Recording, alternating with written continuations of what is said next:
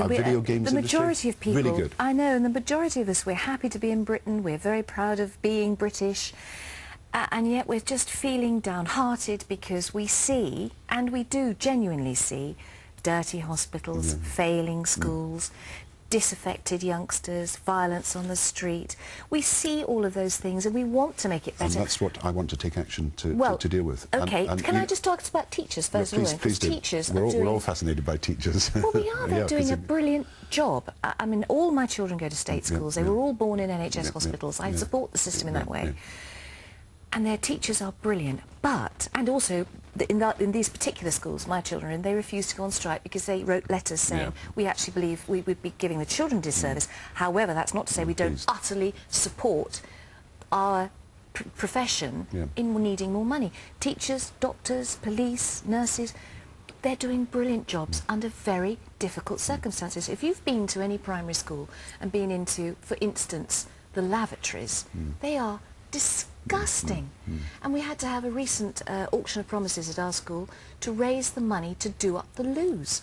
And well, that's we are trying to improve every school in the country, and every secondary school is going to be modernised over the next few years, and then we're doing also primary schools as well. So we've spent an enormous amount on renovation and getting computers into schools. Now, I agree with you. If the toilets are not good enough, if there's dirty classrooms, people get very upset, and we've got to make sure the cleaning is really well done. And kids, you see, if they're growing up in a dirty environment, then why will they bother not to scrawl graffiti around the towns? But that's why, if you take hospitals as another example, I've been determined over the last few months to deal with MRSA, to get the deep cleans in the hospitals. We're doubling the number of matrons to 5,000 so that they can instruct, and where the cleaning is not done well, they can say this is not good enough and get it sorted out. We're getting you know, the swab done for people coming in over time for MRSA, so that we check, because a lot of people who come into hospital who've got MRSA are coming maybe from old people's homes, and we've got to make sure that we can protect them and also protect the hospital against people coming in with infections. So schools and hospitals, cleaning them up is a very important part of what we're doing. I'm glad to hear that. Now, you and I have both been to Basra separately. Nice to have a weekend together in Basra, but we didn't. But you will have seen how well they keep based in the desert, in tents, how well they keep their hygiene going.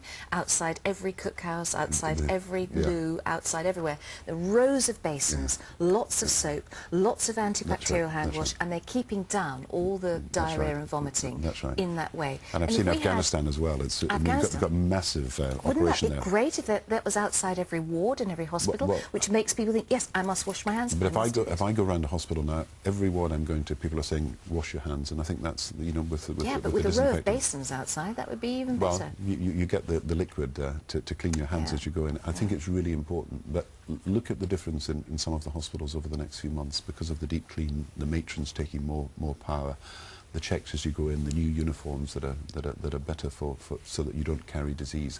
And I hope that just as in schools, we can show people that we've not only got clean hospitals, but we've got the best hospitals. Yeah.